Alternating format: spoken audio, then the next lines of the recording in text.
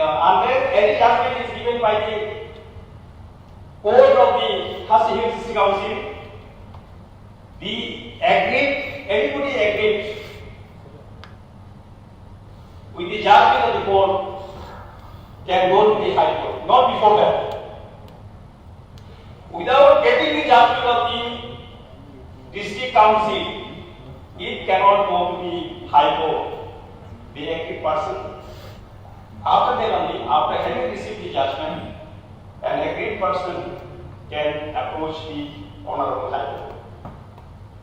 Now, in case of us, any customary law which is filed by the DPMC, which comes to the state, goes to the law department, and law department, I would say, ask the DPMC to change. You change this, you change that.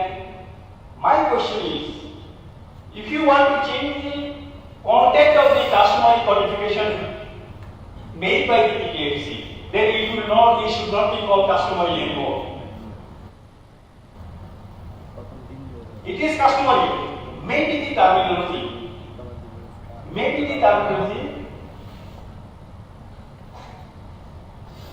we change in certain cases, but not the customary law itself.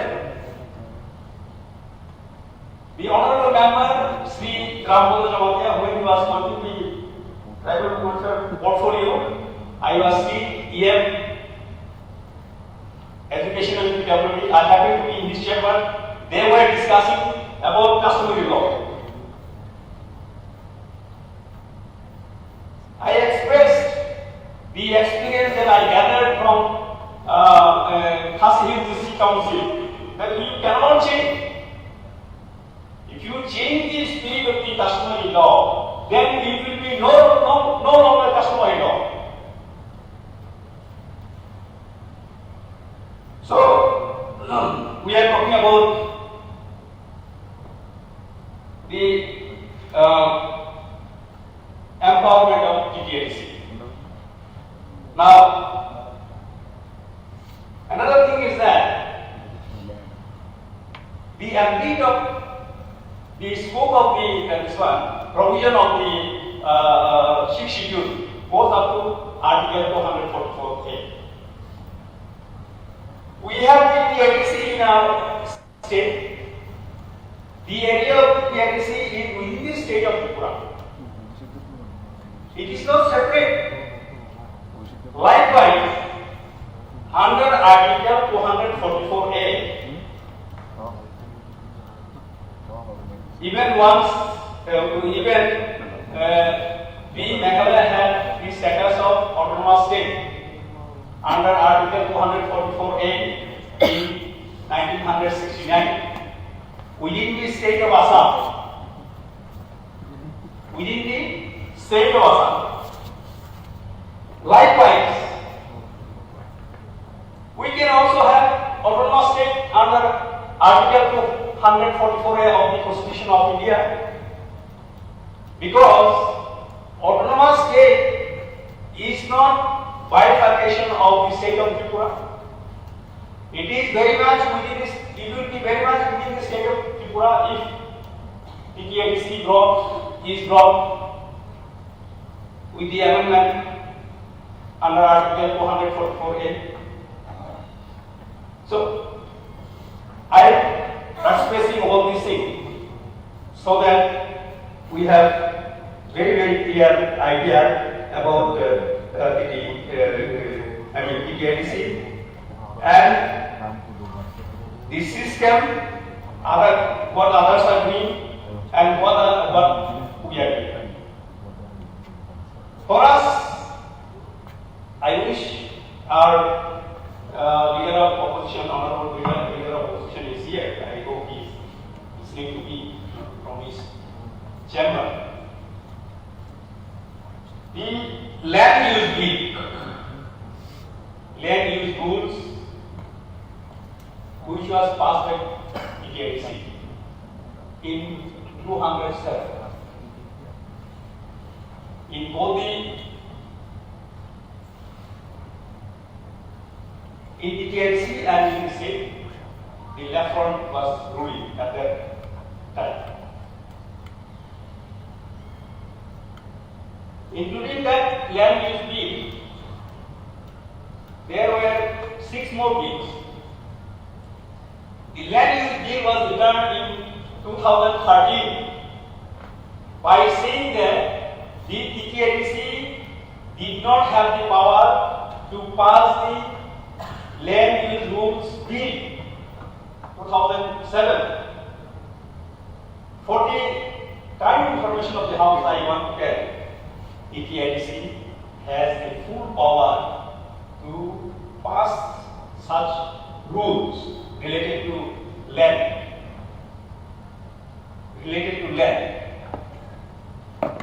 I would like to request this August House, although you may be aware of the para 3 of the 6th Schedule to the Constitution of India,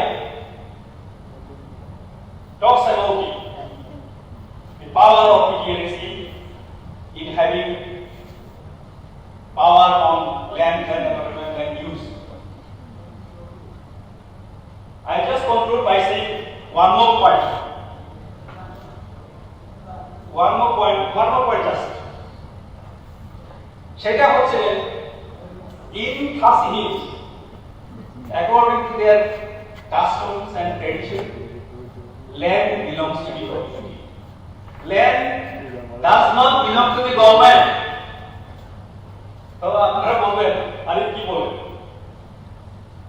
ওইখানে যদি কেউ যদি এখন যদি ত্রিপুরা সরকার যদি বলে যে না আমরা এখানে জায়গা চাই, ওইখানে ভিলেজ হেডম্যানকে ওনারা ইনস্ট্রাকশন দিবেন যে কোনখানে জায়গা পাওয়া যায় ত্রিপুরা গভর্নমেন্টের জন্য জায়গা দেখা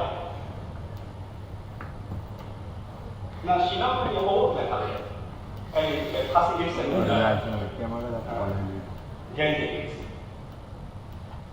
and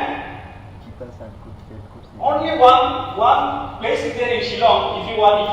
If anyone is interested, they call it European block.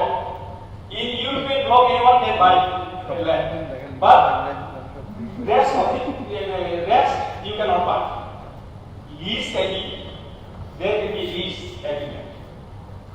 So likewise, in fact, our traditions and customs in relation to the prasad, in fact, once bulldogs.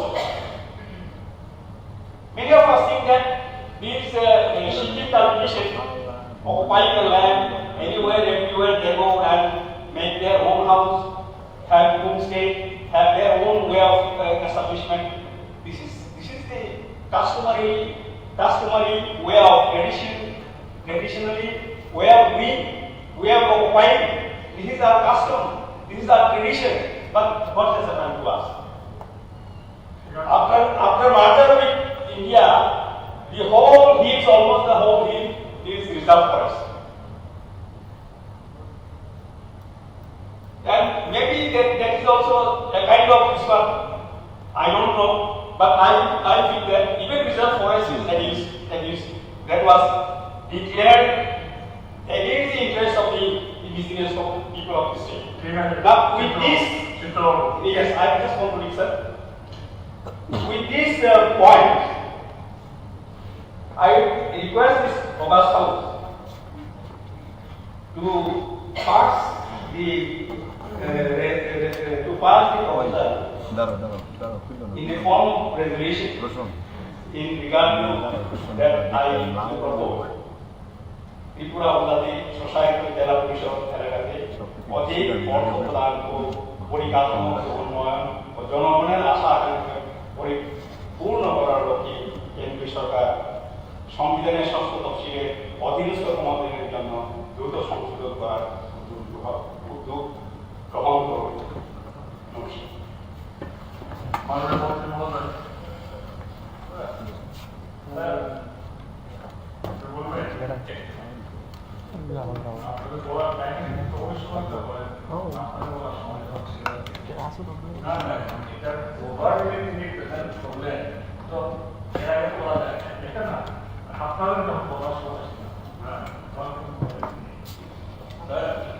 আপনি এখন এই হাউসের কাস্টোডিয়ান আপনি আপনার আর্কাইভটা দেখুন। আমি অভিজ্ঞতা শেয়ার করছি, বলুন। না না, আপনি আপনার এই সভার আর্কাইভ দেখুন। ঠিক আছে, দেখুন, আমি অসংখ্য পাবেন।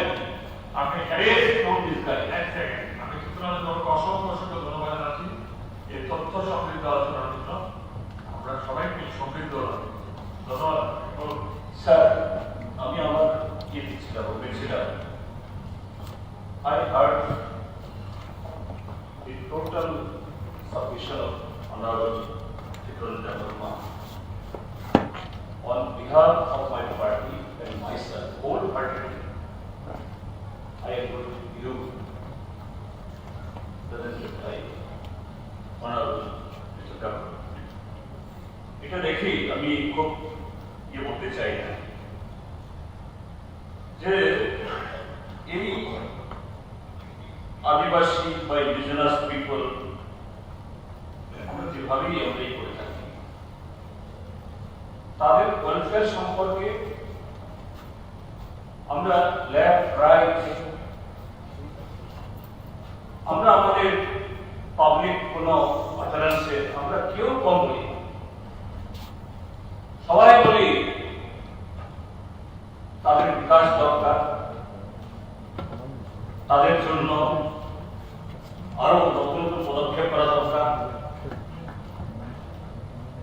তো ত্রিপুরাজ্যের মধ্যে এই সময়তে যে পলিটিক্যাল সিচুয়েশন চলছে,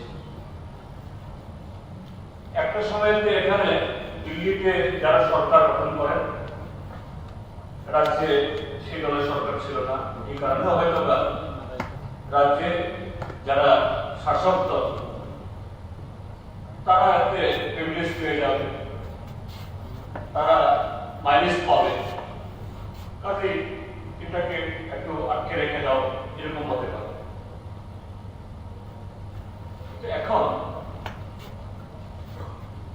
এখন যারা for the process of the Adivasi indigenous people যারা ফাইট করে, আমাদের মধ্যে কর্মসূচিগত বা আইডিওলজিক্যাল ডিফারেন্স থাকতে পারে, থাকবে, এটা গণতান্ত্রিক দেশে কোনো অন্যায় কিছু না।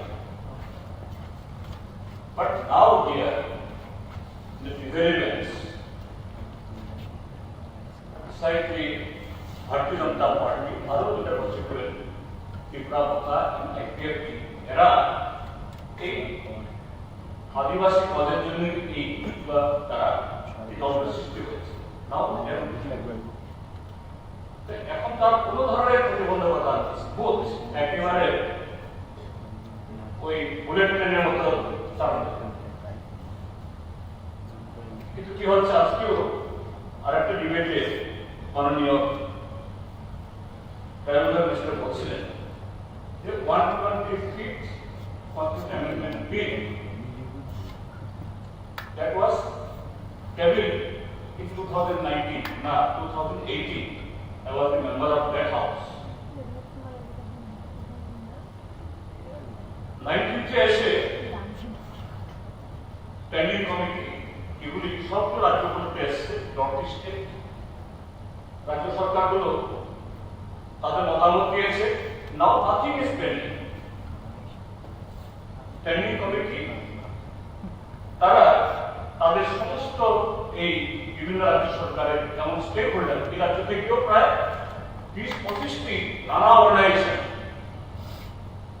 পলিটিক্যাল পার্টি, মাস অর্গানাইজেশন, ইভেন কালচারাল এবং অন্যান্য সংগঠন, তারাও স্টেট গেস্ট হাউসে তাদের সাথে মিলিত হয়ে they have also submitted their proposals examining all these issues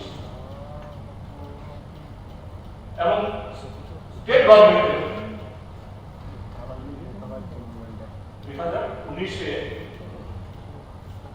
standing committee place করেছে in the both the houses, Lok Sabha এবং রাজ্যসভা। তো 19-এর পর 2024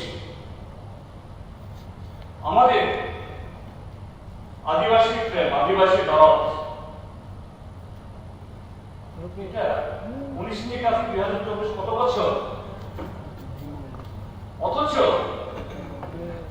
আরো অন্যান্য বিল অন্যান্য যেগুলোর বিরুদ্ধে লক্ষ লক্ষ মানুষ রাস্তায় নেমে বিরোধিতা করে, কৃষকরা, শ্রমিকরা, এগুলো সকালবেলা পেমেন্ট হয়, বিকালবেলা পাস হয়, without any having any discussion. কিন্তু খুবই দুঃখের সাথে বলছে, মর্মাহত হয়ে গেছে। এই 120 কনস্টিটিউশন অ্যামেন্ডমেন্ট বিল, এটা related to 10 autonomous council of 4 states, Meghalaya, Assam, Tripura and Mizoram. Why is it related? এখন তো সে প্রতিবন্ধ থাকার কথা না। তাহলে হ্যাঁ, এখানে ওই 125th অ্যামেন্ডমেন্টে একেবারে সব কিছুই সেখানে আছে না। আমাদের পার্টির তরফ থেকে আরো বহু ডিমান্ড, বহু কিছু আছে, সবগুলো তো অ্যাকোমোডেট হয়নি বা করা যায়ও না। তারপরে বলি, সেখানে যা প্রপোজ করা হয়েছে, স্ট্যান্ডিং কমিশন কমিটি যে রিকমেন্ড করেছে, স্টেট গভর্নমেন্ট যা রিকমেন্ড করেছে, এটাই হোক না। অ্যাটলিস্ট 1950 তে কনস্টিটিউশন ফ্রেম হয়েছে, আর তার 35 বছর বাদে, 34-35 বছর বাদে ত্রিপুরা সেই ক্লসে, সেই শিডিউলে অ্যামেন্ডমেন্ট হয়ে ত্রিপুরাতে নামটা সেখানে ঢুকেছে। After 35 years, 1985 এর পরে এখন 2024, তাহলে কত বছর? আর 15 প্লাস 24 আর 39 বছর হয়ে গেল। 35 আর 39 কত? প্রায় 70 বছর।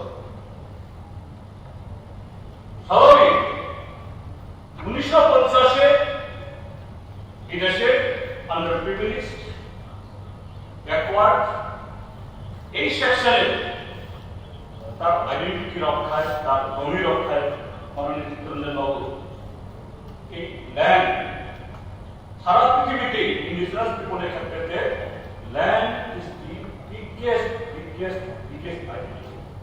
Land loss means language loss, culture loss, everything loss. কারণ ইন্ডিজিনাস পিপল ছোট ছোট গ্রুপ, তাদের যে অস্তিত্ব অন্যদের মতো যারা অ্যাডভান্স, যেমন ইহুদি নিয়ে অনেক কথা হচ্ছে, এই ইহুদিরা সারা পৃথিবীতে তারা কে ইসরায়েল ঘর বানিয়ে সেখান থেকে আবার অস্তিত্ব করছে, কারণ তারা advance. But we indigenous people we are very much, কি বলবো, নাজুক। আমাদের কাছে ল্যান্ড, হীরা, মুক্তা, সোনা বা আরো কোনো দামি মেটেরিয়াল ট্যাগটিও আমাদের কাছে ল্যান্ড অনেক। ল্যান্ড যদি এখন আমরা হারিয়ে যাই, চিরতরে আমাদের অস্তিত্ব বিলুপ্ত হয়ে যাবে। 1950-তে সেই কারণে ল্যান্ডকে প্রায়োরিটি দিয়ে হয়েছে। এখন সেই ল্যান্ডের উপরে এসে এই ইন্ডিজিনাস গ্রুপ শিক্ষাকে আমরা একটু আমাদের চোখ খুলেছে। আমাদের ছেলে মেয়েরা ডাক্তার হয়েছে, ইঞ্জিনিয়ার হয়েছে, গ্রাজুয়েট হয়েছে, পোস্ট গ্রাজুয়েট হয়েছে, ডক্টরেট হয়েছে। আমাদের ঘরের ছেলে মেয়েরা শিফটিং কাল্টিভেশন থেকে সুইচবাদ করে রাবার প্ল্যান্টেশন, ব্যবসা বাণিজ্য শিখছে। তাদের আরো স্পেস দরকার। এই জন্যই অ্যামেন্ডমেন্ট চাই। 1950 থেকে 1985 থেকে এখন 19-এ প্রেস হয়েছে একটা বিল, 19 থেকে 24 পরে আছে। আচ্ছা, কিন্তু ইলেকশন আসলে নানা ধরনের আলোচনা হলো, আমি বলতে চাচ্ছি না। কাজে এখানে এই রেজুলেশন পাস করা এটাই একমাত্র আমাদের দায়িত্ব। রাস্তা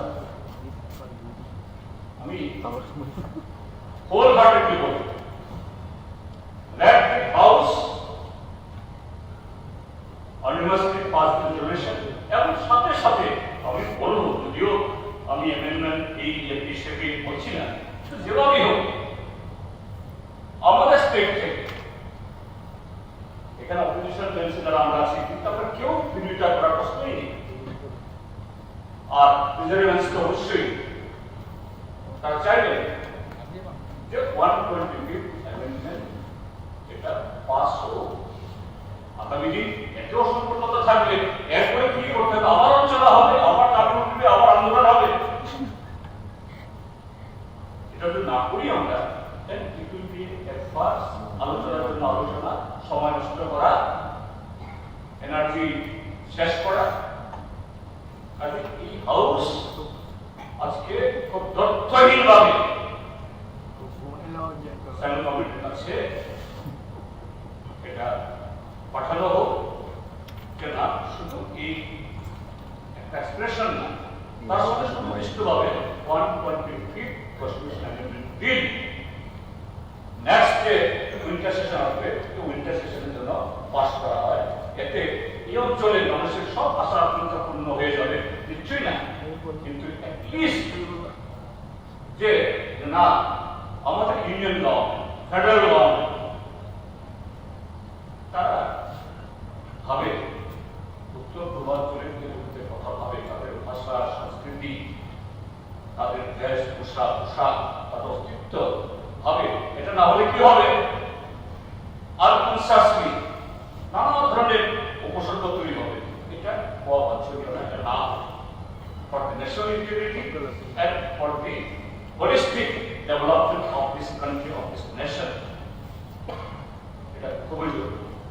আমি মূল হার্টেডলি আবার প্রস্তাবকে সমর্থন করে আমাদের বিষয় করতে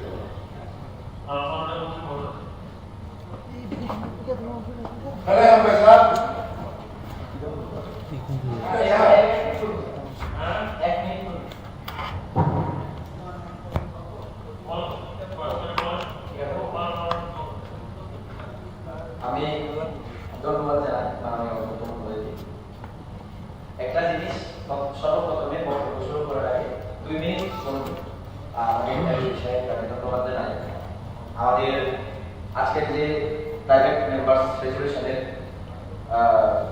মাননীয় সদস্য আমাদের চিত্তরঞ্জন মহোদয়ের আগত যে প্রস্তাব আছে সেটা সমর্থন করেছেন, এবং তার পাশাপাশি এটার এই সমর্থনটা দেখে আরো একটা বিষয় আমি ওনার মুখ থেকে শোনার পর একটু বেশি আনন্দিত হলাম, তার জন্য না বলে পারলাম না।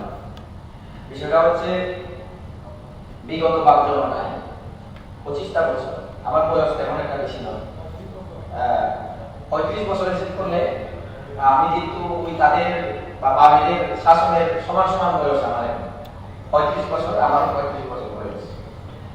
তো এমন একটা জায়গা কিন্তু যতটুকু দেখেছিলাম এবং শুনেছিলাম আমার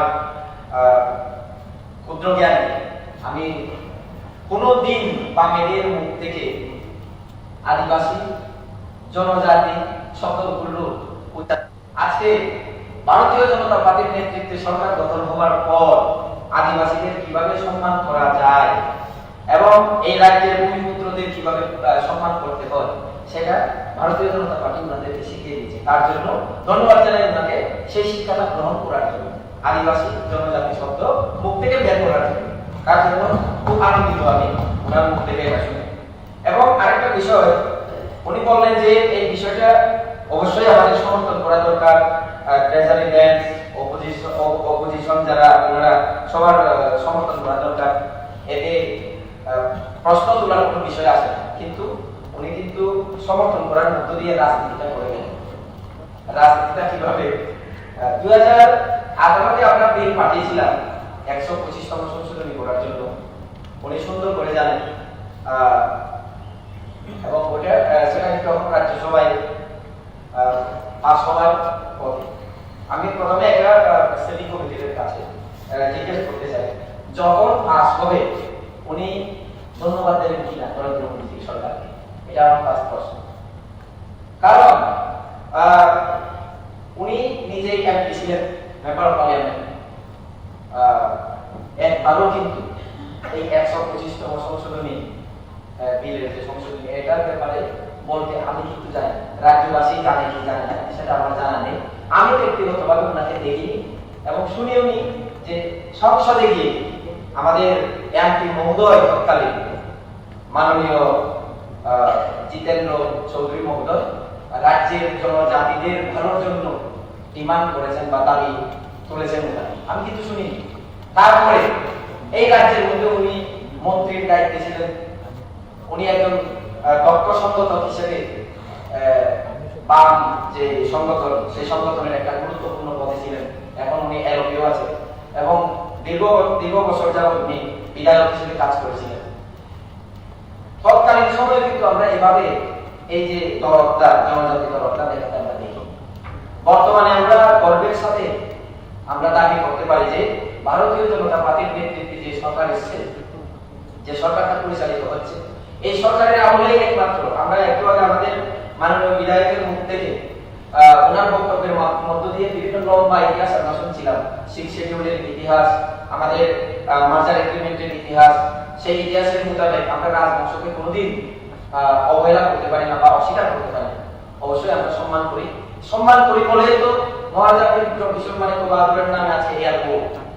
ওনার জন্মদিন পালনের জন্য ছুটি ঘোষণা আপনারা করেছেন, করেননি তো?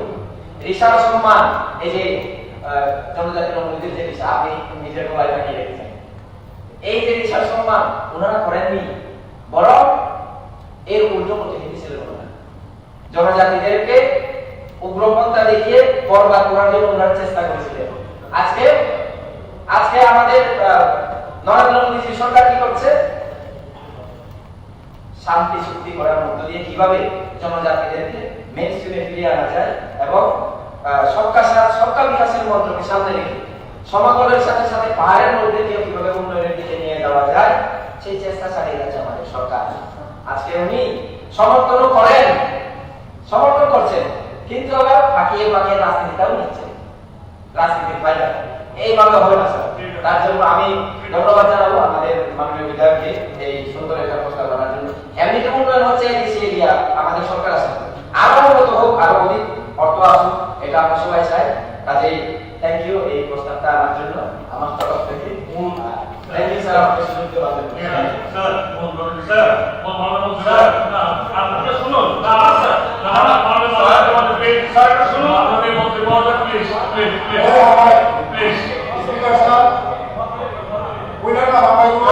আজকে এভাবে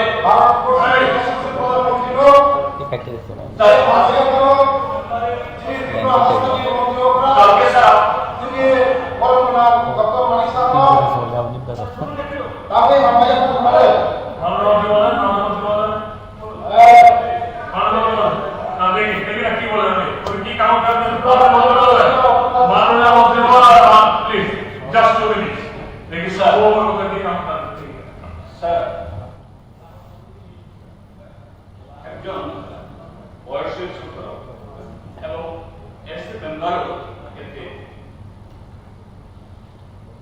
এখানে প্রিজারে হোক বা অপোজিশন হোক, যারা সিনিয়র তাদের সম্মান রক্ষা করা আমার সবাই। Sir, not I am only the member of this house. My cousin brother was Minister of this state in the year 72 to 77. My father was also 70. My another cousin brother also, he was MLA for 1.5 term. And me, 21 years again now. এইভাবে এই member প্রায় প্রতিটি ইয়ারতে যেভাবে কথা বলেন sir, আগামীকাল না না এইভাবে কথা বলবে, অসংখ্য কথা বলবেই বলো,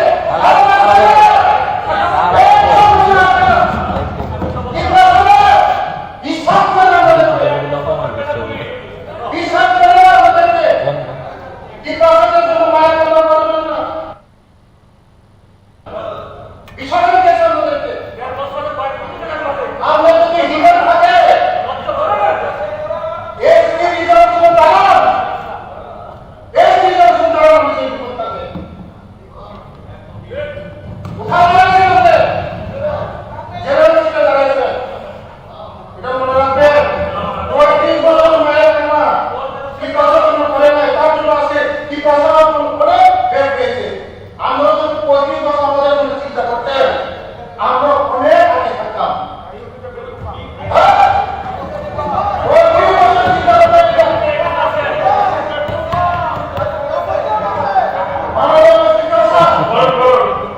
আমি ধন্যবাদ দিতে চাই আমাদের সমাজের সমিতিকে।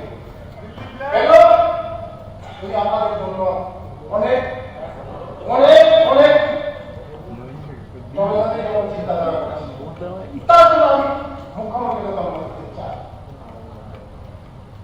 কারণ আমাদের জনজাতিদের জন্য 125তম ত্রিপুরার ইতিহাসে ইতিহাস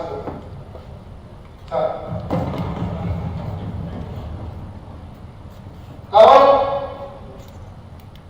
ত্রিপুরা উপজাতি সশস্ত্র জেলা পরিষদ বর্তমান আসন সংখ্যা 30, এটা 50টা করা হবে স্যার। সিপিএম দ্বারা করা হবে কত না চাইছিলাম স্যার আমাদের জনজাতিদের জন্য। আজকে আমার জনপ্রিয় মুখ্যমন্ত্রী তার জন্য আমি ধন্যবাদ দিতে চাই। বড় কমিটির চালক সব জমি সম্পত্তি হস্তান্তর সংক্রান্ত ক্ষমতা প্রদান, এটা চিন্তাধারা করছে আমাদের জনপ্রিয় মুখ্যমন্ত্রী। আইন তৈরি করার জন্য নর্থ কাসারহিল অটোনোমাস কাউন্সিল কার্বি এবং অটোনোমাস কাউন্সিলের অতিরিক্ত ক্ষমতা প্রদান। ত্রিপুরা উপজাতি সশস্ত্র জেলা পরিষদ বর্তমান নাম পরিবর্তন করে ত্রিপুরা টেরিটরিয়াল কাউন্সিল করা হবে। জনপ্রিয় মুখ্যমন্ত্রী ছিল তার জনজাতিত আমরা বিষয় নিয়ে দিয়েছে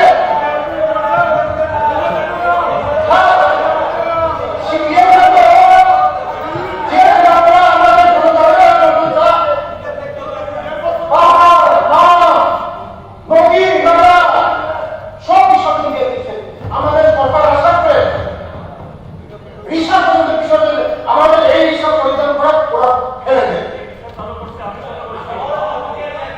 এখন ওরা ক্ষমতা নেই, আমাদের গভর্নমেন্ট দিকে হাঁটছে হবে না কিছু। অলরেডি বিষয় দিয়ে দিয়েছে মমতা দিকে সিপিএম থেকে আপনি বিশ্বাস করে না, জনতা নিয়ে বিশ্বাস করে না, আর বেরোচ্ছি করে আর বেরোচ্ছি করে মারামারি করলে হবে না স্যার। ওরা 35 বছর আমাদের অনেক কিছু করেছে স্যার। তার জন্য আজকে আমাদেরকে আমরা অনেক কিছু স্যার আজকে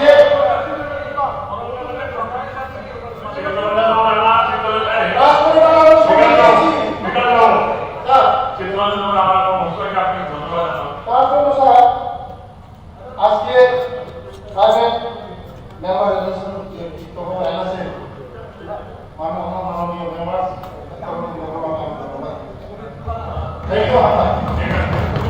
এখন আমি বাংলাদেশ সদস্য মহোদয় কর্তৃক উত্থাপন রেজলিউশনটি ঘটে দিচ্ছি।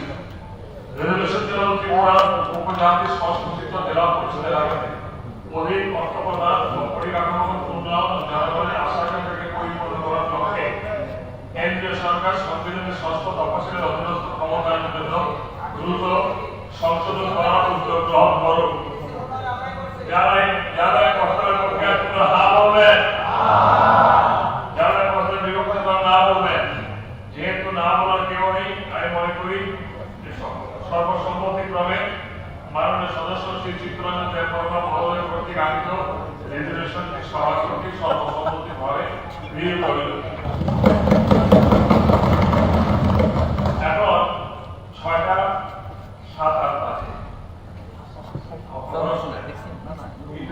আরো একটা কথা দেখো,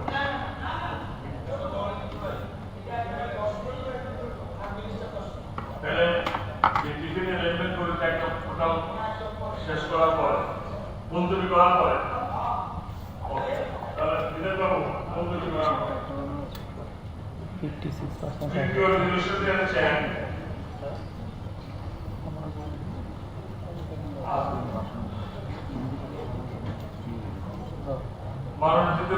মাননীয় সদস্যা তথা সরকারের মুখ্য সচেতক শ্রীমতী কল্যাণী সাহা রায় মহোদয়া, আমি এখন মাননীয় সদস্য শ্রীমতী কল্যাণী সাহা রায় মহোদয়কে অনুরোধ করছি ওনাদের অধিবেশনটি সভাপতি গ্রহণ করে আলোচনা শুরু করার জন্য। মাননীয় অধ্যক্ষ মহোদয়, আমার আনিত বেসরকারি প্রস্তাবটি হচ্ছে রাজ্যের প্রাকৃতিক ভারসাম্য রক্ষায় আরো অধিক সংখ্যক বনায়ন ও জলাভূমি সৃষ্টির জন্য রাজ্য সরকারের সংশ্লিষ্ট দপ্তরগুলোর সহায়তায় বিজ্ঞান, প্রযুক্তি ও পরিবেশ দপ্তরের সরকারি মাননীয় অধ্যক্ষ মহোদয়, প্রাকৃতিক ভারসাম্য রক্ষায় আরো অধিক সংখ্যক বনায়ন ও জলাভূমি সৃষ্টির প্রয়োজন, এটা অনস্বীকার্য এবং এই হাউসের সকলে বিষয়টিকে যে একমত তাতে আমার কোনো সন্দেহ নেই। এটা সময়ের দাবি। পৃথিবীকে বাঁচাও, জীবনকে বাঁচাও, আজ এই আহ্বান পৃথিবীর সর্বত্র সকলেই আছে।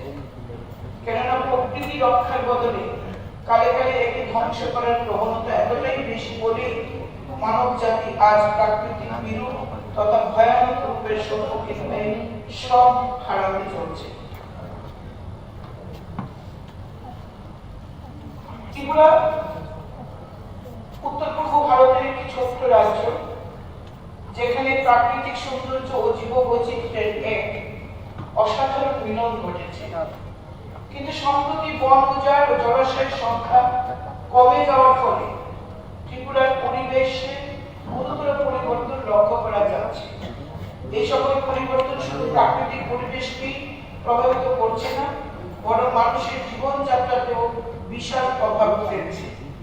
সাম্প্রতিক ত্রিপুরার বন্যার ঘটনা রাজ্যের জনজীবন ও অর্থনীতিতে গুরুতর প্রভাব ফেলছে। এই বন্যার প্রধান কারণগুলি পরিবেশগত পরিবর্তন, মানব সৃষ্ট কার্যকলাপ এবং জলবায়ু পরিবর্তনের সঙ্গে যুক্ত। বন উজাড়ের প্রভাব। ত্রিপুরার বনাঞ্চলগুলি জল ধারণের ক্ষেত্রে গুরুত্বপূর্ণ ভূমিকা পালন করে, কিন্তু বন উজাড়ের ফলে মাটির জল ধারণ ক্ষমতা হ্রাস পায় এবং অতিরিক্ত বৃষ্টির জল দ্রুত নিচে নেমে যায়, যার ফলে বন্যার সৃষ্টি হয়। বন উজাড়ের কারণে মাটির ক্ষয়ও বৃদ্ধি পায়, যা নদীর তলদেশ ভরাট করে এবং জল প্রবাহ বাধাগ্রস্ত করে। এতে নদীর আশেপাশের অঞ্চলগুলো জলমগ্ন হয়ে যায়। জলাশয়ের হ্রাসের প্রভাব। ত্রিপুরার জলাশয়গুলি কেবলমাত্র জল সরবরাহের উৎস নয়, বরং স্থানীয় জীববৈচিত্র্য সংরক্ষণের জন্য অত্যন্ত গুরুত্বপূর্ণ। জল সংরক্ষণ কাঠামো যেমন রেইন ওয়াটার হারভেস্টিং সিস্টেম, পুকুর খনন এবং বাঁধ নির্মাণের মাধ্যমে বৃষ্টির জল সংরক্ষণ করা সম্ভব। এটি মাটির আর্দ্রতা বজায় রাখে এবং শুকনো মৌসুমে জল সংকট নিরসন করে। কিন্তু জলাশয়ের সংখ্যা কমে যাওয়ায় মাটির আর্দ্রতা হ্রাস পাচ্ছে এবং শুকনো মৌসুমে জল সংকট দেখা দিচ্ছে। জলাশয়গুলি প্রাকৃতিকভাবে বৃষ্টির জল সংরক্ষণ করে এবং গ্রাউন্ড ওয়াটারের স্তর বজায় রাখে। জলাশয় হ্রাস পাওয়ার ফলে গ্রাউন্ড ওয়াটারের স্তর নিচে নেমে যাচ্ছে, যা ভবিষ্যতে মারাত্মক জল সংকটের কারণ হতে পারে। জলাশয়গুলি বৃষ্টির জল সংরক্ষণ করে এবং বন্যার প্রকোপ কমায়, কিন্তু জলাশয়গুলি ধ্বংস হয়ে যাওয়ায় অতিরিক্ত বৃষ্টির জল স্রোতের আকারে প্রবাহিত হয়ে নিম্নাঞ্চলে বন্যা সৃষ্টি করে। সম্ভাব্য সমাধান। ত্রিপুরায় বৃক্ষরোপণ এবং জল সংরক্ষণ কাঠামো নির্মাণের গুরুত্ব। এই সমস্যার সমাধানে বন রক্ষা, জলাশয় সংরক্ষণ অত্যন্ত জরুরি।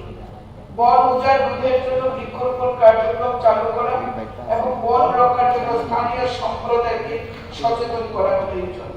এছাড়া জলাশয় সংরক্ষণের জন্য কৃত্রিম জলাশয় তৈরির উদ্যোগ গ্রহণ করা যেতে পারে এবং বিদ্যমান জলাশয়গুলির সঠিক রক্ষণাবেক্ষণ করা উচিত বলে আমি মনে করি। ত্রিপুরায় সাম্প্রতিক বন্যার কারণ সমূহ পরিবেশগত এবং মানব সৃষ্ট উভয়। এই সমস্যার সমাধানে কার্যকর ব্যবস্থা গ্রহণ করা অত্যন্ত জরুরি। বন সংরক্ষণ, জলাশয় পুনরুদ্ধার, পরিকল্পিত নগরায়ন এবং সঠিক ড্রেনেজ ব্যবস্থার উন্নয়ন বন্যা প্রতিরোধে সহায়ক হতে পারে। এছাড়া জলবায়ু পরিবর্তনের প্রভাব মোকাবেলায় দীর্ঘমেয়াদী পরিকল্পনা গ্রহণ করা প্রয়োজন।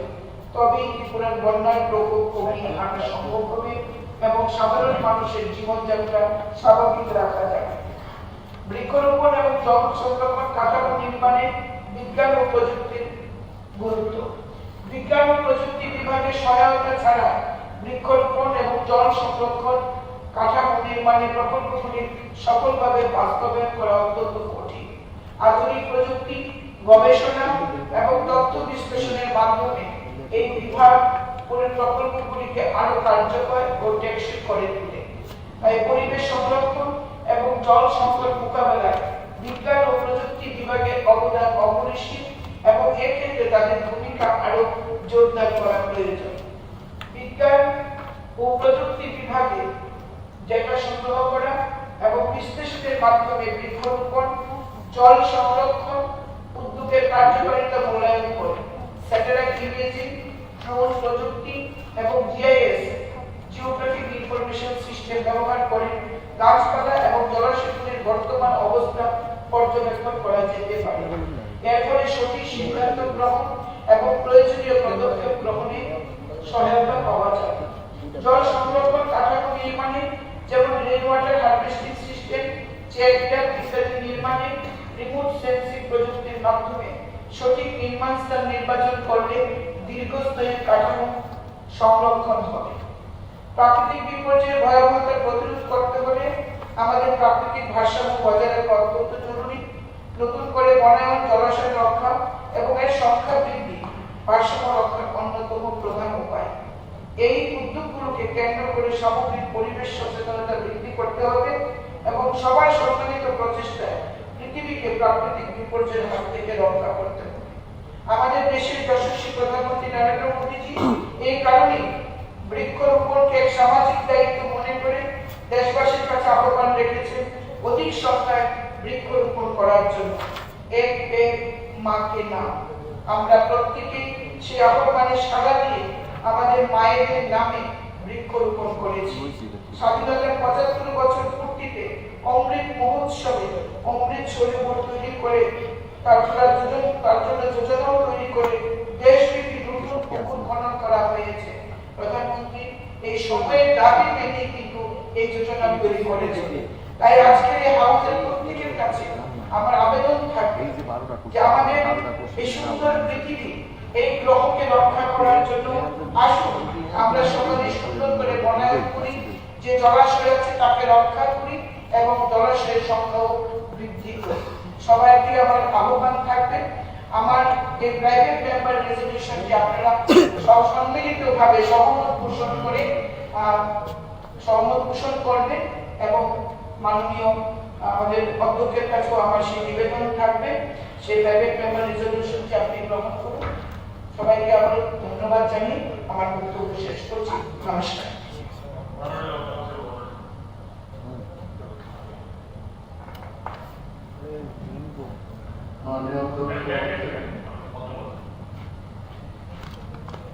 স্পিকার স্যার, আমি মাননীয় কল্যাণী সাহারা বলে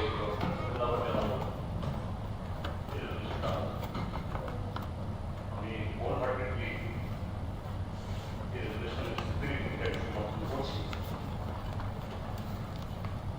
আমি সেগুলো বলেছিলাম পার্টিকে আলোচনা করতে গিয়ে যে পরিবেশ, এনভায়রনমেন্ট ইত্যাদি একটা সময়তে এটা শুধু সায়েন্টিস্টদের তাদের বিষয় ছিল এরকমই মনে করা হতো, কিন্তু এটা এখন কমন ম্যান প্রত্যেককেই পরিবেশ সম্পর্কে সচেতন করা, আগামী ভবিষ্যতের জন্য ওটা মানুষের ভিতরে সেই জায়গায় আমাদের কি অংশ, আমরা one of the knowledge states, এখানে এই পরিবেশকে যদি রক্ষা করতে পারি, যে জৈব বৈচিত্র্য আগামী দিনে আমাদের জীবন জীবিকা এবং আরো সমস্ত ক্ষেত্রে আরো আসবে। এটা নিয়ে আমাদের পপুলেশনের সমস্ত অংশকে নানাভাবে যুক্ত করা, কিছু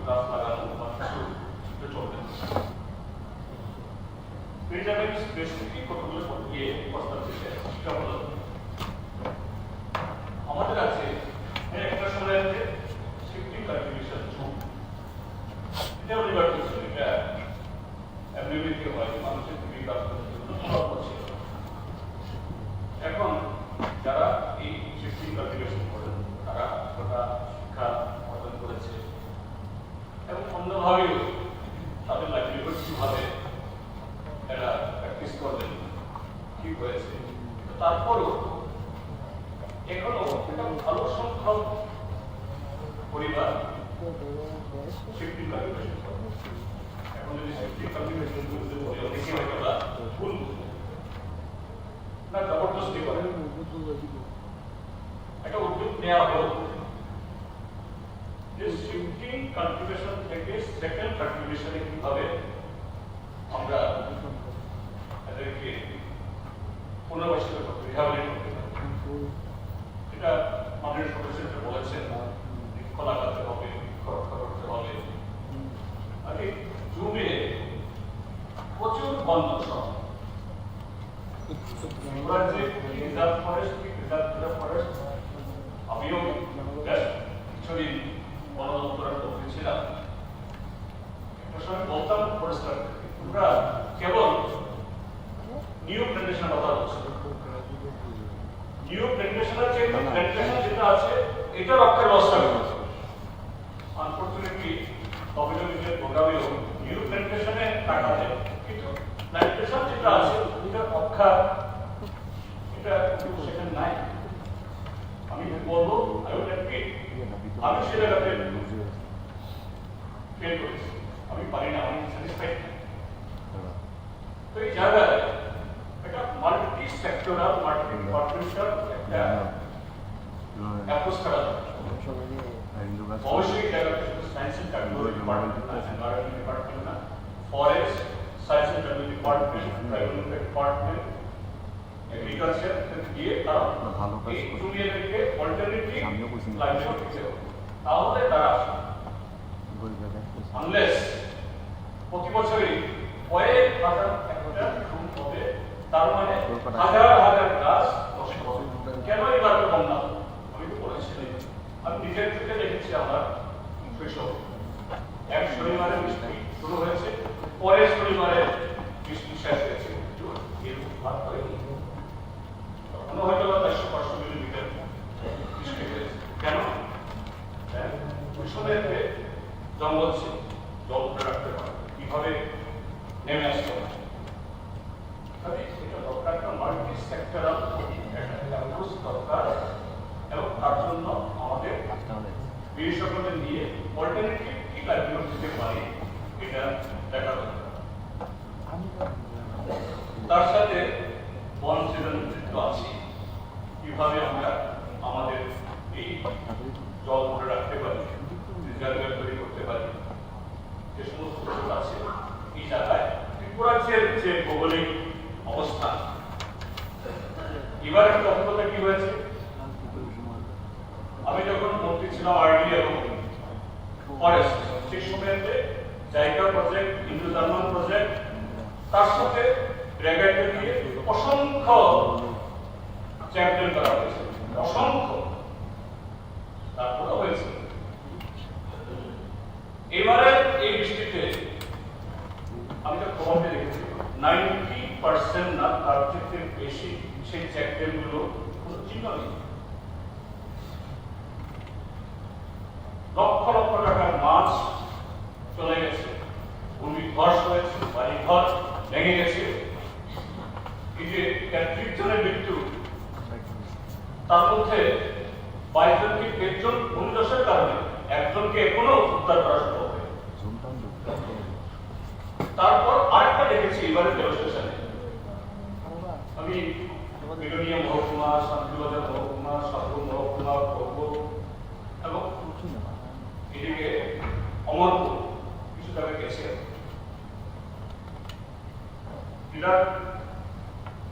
আমি নিচে যে সমস্ত বাড়িগুলো ক্ষতিগ্রস্ত হয়েছে জলের মধ্যেও সবটা পাহাড় ধসে এসে বাড়িগুলোকে নিয়ে গেছে, যে 7 জন মৃত্যু হবে। এবং কেন? কেন সেই পাহাড়গুলো এবার মানে বসে গেল? Because their own vegetation was destroyed. সেখানে জীবিকার জন্যই আমরাই, এতে আপনাদের অংশগ্রহণ আছে, আমাদের অংশগ্রহণ আছে, সবার অংশগ্রহণে we can encourage rubber. Of course, এগুলো আবার করতে হবে, এটার বিরুদ্ধে না। এই রাবার আমাদের মাটি ধরে রাখতে পারে।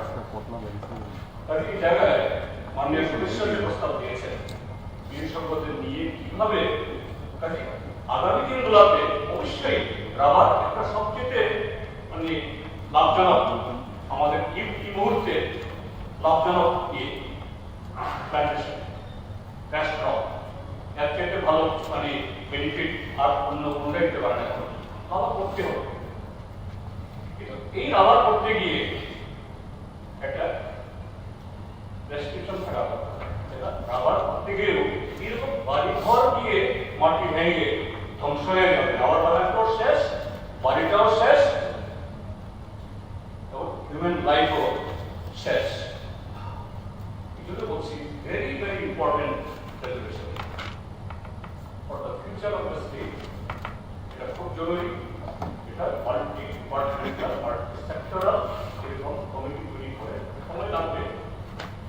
এটা গভীরভাবে আমাদের সমস্ত হিমালয়ান স্টেটস, আমরা দেখছি উত্তরাখণ্ডে, এই হিমাচলে যে ক্লাউড পাস কিভাবে যে জীবন সম্পদ নষ্ট হচ্ছে, এটা কেন ইনডিসক্রিমিনেটলি আমরা এই ন্যাচারের উপরে এক্সপ্লয়েট করছি আর তার প্রেশার কিন্তু হচ্ছে। কাজে এটা ভাবার সময় এসছে, আমি আবারও বৈশ্বিকভাবে এটাকে সমর্থন করে এটার জন্য সমর্থন করুন। এই কথা বলে আমার সমর্থনকে আমি করছি।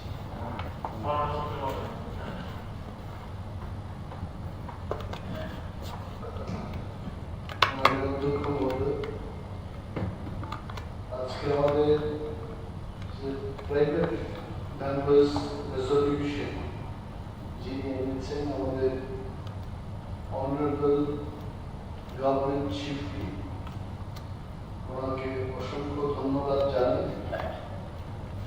কারণ এই যে বিষয়টা,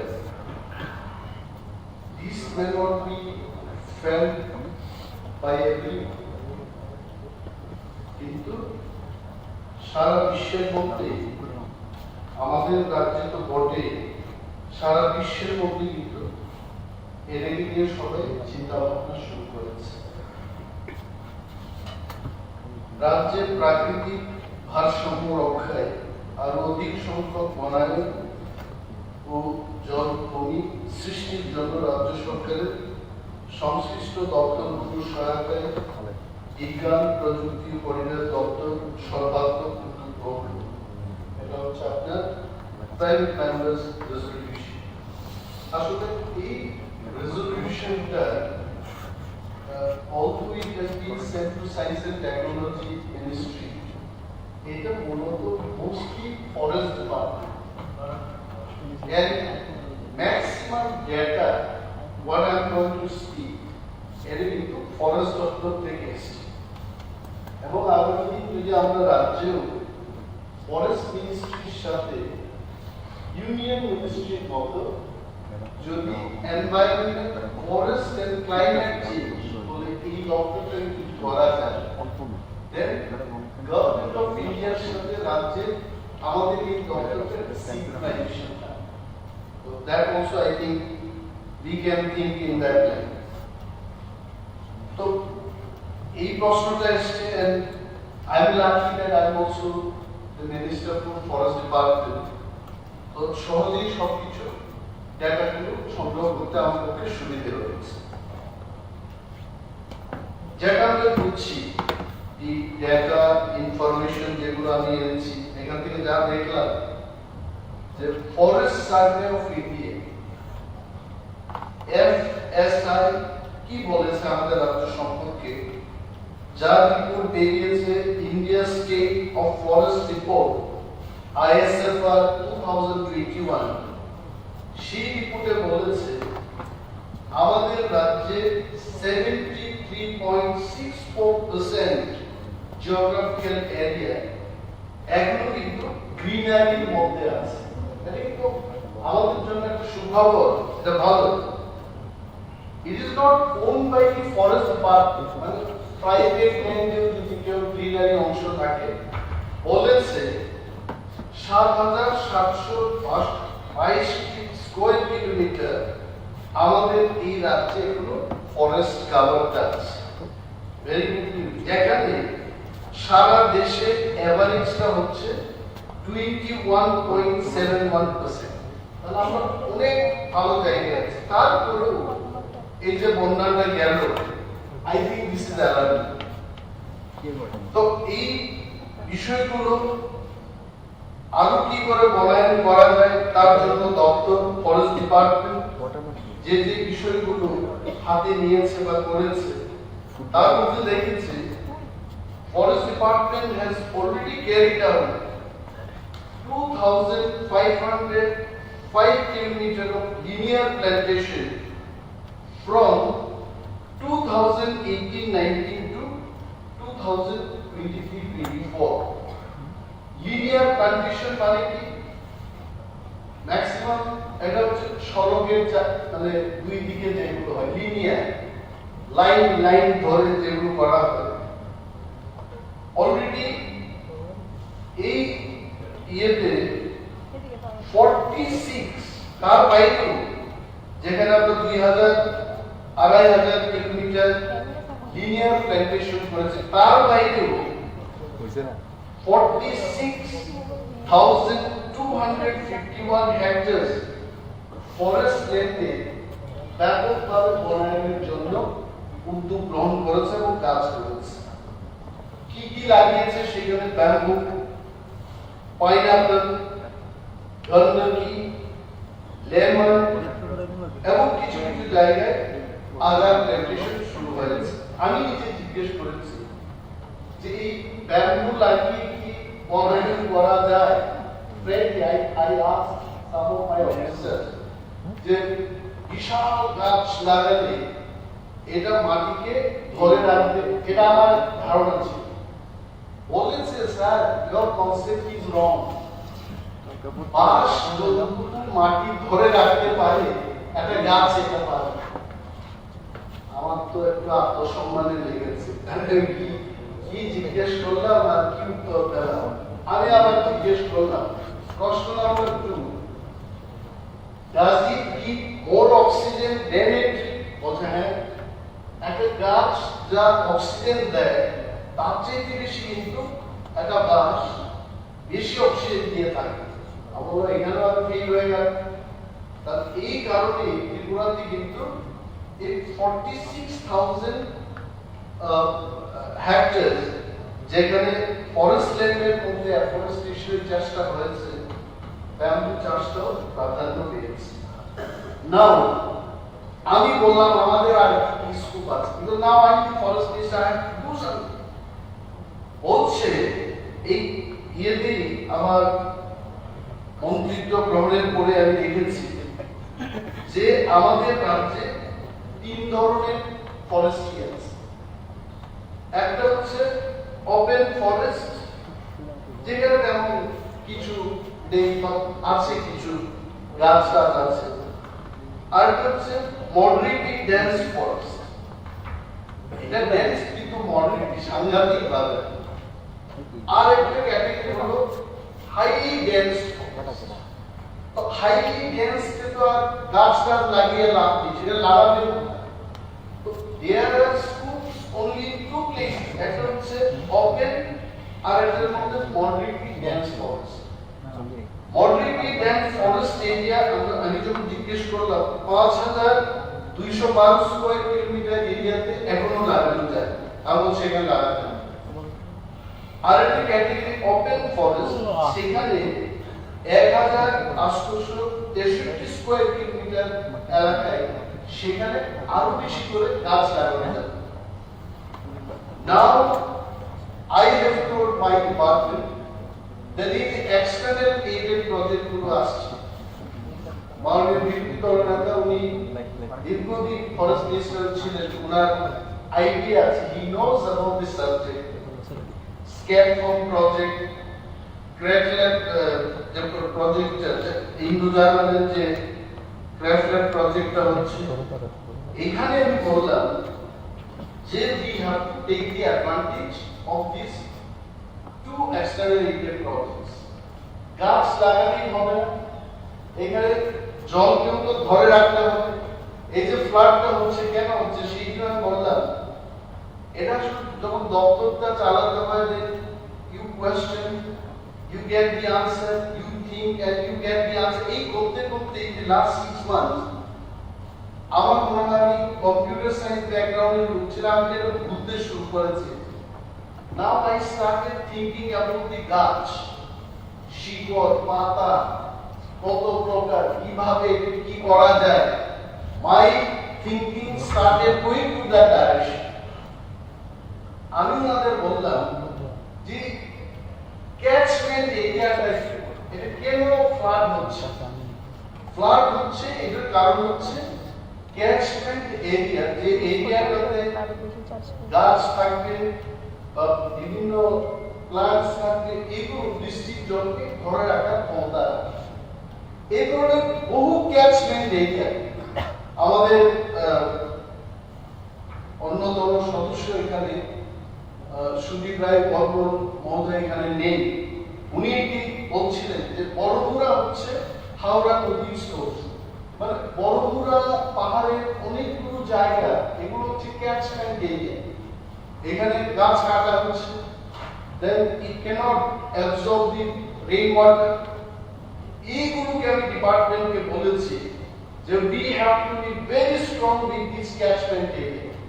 এটা শুধু বড়মুড়াতে না, এটা লংতরাই করতে হবে, জাম্পুই হিলসে করতে হবে, বা আখাউড়ার অন্যান্য অংশে যেমন কোয়াই কমলপুরের দিকে আমাদের করতে হবে। এফপিইউ ফরেস্ট প্রোটেকশন ইউনিটকে আমাদের আরো শক্তিশালী করতে হবে। আমি হিসেব করে দেখেছি এটা সাধারণ মানুষ গিয়ে গার্ড দেবে না, আর আমরা অবশ্য বলি চলুন সবাই এটাকে দায়িত্ব নিয়ে আমরা কাজ করি। লেট মি টেল ইউ, দায়িত্ব নেওয়ার ক্ষেত্রে ওই মিড নাইটে গিয়ে সেটাকে কেউ পাহারা দেবে না। আমরা যাদেরকে বেতন দিয়ে সেখানে পাহারাদার বানাবো তারাই করবে। এন্ড ইন ফরেস্ট ডিপার্টমেন্ট তাদেরকে আমরা forest protection unit, forest guard থাকবে, ফরেস্টার থাকবে, রেঞ্জার থাকবে। আমি ক্যালকুলেট করে দেখেছি after I got this private language resolution, আমি পিসিএফ এবং সিএফ সিসিএফ দের ডেকে জিজ্ঞেস করলাম বলুন আমাদের কতটা রেঞ্জ আছে এবং কেমন ধরনের এফপিউ আছে। এইটাকে যদি গার্ড দিতে হয় নট লেস দেন 2 ব্যাটালিয়ন, অর্থাৎ প্রায় 2400 ফরেস্ট গার্ড ফরেস্টার যদি থাকে, আমাদের প্রেজেন্ট যে ফরেস্ট রিসোর্স, যেটা মাননীয় বিউটি জননেতা বলছিলেন যে যা আছে এটাকে রক্ষা করার টাকা দেওয়া হচ্ছে না, নতুন করে প্লান্টেশন যা আছে এটাকে রক্ষা করার জন্য we need minimum 2 battalions of forest protection unit। এটা না হলে কিন্তু আমি যতই চিৎকার দিয়ে বলি যে আমি 1 সেকেন্ডের জন্য টলারেট করব না, আখাউড়া পাহাড়ে এখন তো পাওয়ার শো নিয়ে ছাই করে 1 মিনিটের মধ্যে বড় বড় গাছ কেটে ফেলছে, এগুলো বন্ধ করা হবে না। আমি তবু ডিপার্টমেন্টকে বলেছি এই যে জল ধরে রাখার জন্য অলরেডি আমার আশা রাখি 1700 চেক ড্যাম তৈরি হয়ে গেছে, 1700, এবং এই বন্যায় almost 500 check dams flush out, negative finish. আমাদের পরিকল্পনা ছিল ওয়ার্ল্ড ব্যাংক এলিমেন্ট প্রজেক্ট দিয়ে আমরা মিনিমাম ত্রিপুরা রাজ্যে আরো 1200 চেক ড্যাম তৈরি করব। মাননীয় মন্ত্রী শ্রী সুধান্ত চৌধুরী মহোদয় আমাকে বলছিলেন এখন যে দাদা আপনার কেন্দ্রের চেক ড্যাম দিতে হবে। I was so happy. I told him that brother, in the winter season I will be happy to give check dam in your constituency everywhere, so that a check dam গুলি করলে জলকে আমরা ধরে রাখবো এবং সিক্ত জমি ওয়েটল্যান্ড এটা তৈরি হবে, তাতে জলের কোয়ালিটিটাও বাড়বে। আদারওয়াইজ পানীয় জলের ক্ষেত্রে আমরা দেখবো যে ব্যাকল্যান্ড না হলে পর কিন্তু জলের কোয়ালিটিটাও নষ্ট হয়ে যাবে। So I would request all honourable members, সবটাই তো পারবো না, যা বাজেট আছে বাজেটের মধ্যে থেকে কোন এরিয়াতে আমাদের চেক ড্যাম তৈরি করতে, please feel free, because it should be a revolution, it should not be only government initiative, but let us take it as a revolution, যে ত্রিপুরাতে আমরা পরিবেশকে রক্ষা করার জন্য আমরা চেক ড্যাম তৈরি করবো, আরো বনায়ন করবো। এটা আমার স্লোগান নয়, এটা আমাদের সবার স্লোগান হওয়া উচিত। মাননীয় সদস্য শ্রী সুদীপ রায় বর্মন মহোদয় সেটি বলেছেন, it is I opening, he is not there, I don't know why he has left. উনি এখানে বসে থাকলে ক্যামেরাটা ওনার দিকে যেত, কিন্তু উনি নেই। হি ওয়াজ টেলিং যে আমাদের আগরতলায় কি কোনো ইন্ডাস্ট্রি নেই, আমাদের কিছু নেই, তারপরেও কেন পলিউটেড হচ্ছে আগরতলা? Very good question. আসলে আগরতলায় পলিউশনটা হচ্ছে পার্টিকুলেট ম্যাটার। আমি খবর নিয়েছি, পার্টিকুলেট ম্যাটারটা কি? এটা ডাস্ট, বালু, ফ্লাইং অ্যাশ, এগুলো আগরতলায় ব্যাপক হারে বৃদ্ধি পেয়েছে। কারণটা কি? Construction and demolition. আগরতলায় প্রচুর কনস্ট্রাকশন হচ্ছে, প্রচুর পুরনো বাড়িটা ভেঙে ফেলা হচ্ছে। সো দ্যাট ডাস্ট, এই যে ডাস্টটা বাতাসে উঠছে, this is one of the reasons why Agartala সিটিটা পলিউটেড হয়েছে। এবং এখানেও আমাদের সব ক্ষেত্রে আগরতলা মিউনিসিপাল কর্পোরেশন বা আমাদের সব ধরনের যারা ডিপার্টমেন্টের লোক রয়েছেন, we should be very careful যে এইগুলোকে কিভাবে থামানো যায়। আমি জিজ্ঞেস করলাম অফিসারদের গিয়ে বসলাম, বলছে স্যার এটা একটা উপায় হতে পারে যে রাস্তায় এভরিডে যদি আমরা জল স্প্রে করতে পারি, যাই হচ্ছে তার চাইতে বেশি যদি ড্রাই সিজনে যদি রাস্তার মধ্যে আমরা জল স্প্রে করতে পারি, we can decrease the pollution in the city. আমি বললাম এছাড়া আমরা কি কি উদ্যোগ গ্রহণ করেছি রাজ্য সরকারের পক্ষ থেকে? Very good initiative was taken in the year 2014. 2014 এ সায়েন্স এন্ড টেকনোলজি ডিপার্টমেন্ট থেকে একটা সেল খোলা হলো, ক্লাইমেট চেঞ্জ সেল। এই সেলটা এইখানে যে আবহাওয়ার পরিবর্তন হচ্ছে এটাকে প্রতিরোধ করার জন্য বা এটাকে মোকাবেলা করার জন্য এই সেলটা কাজ করবে।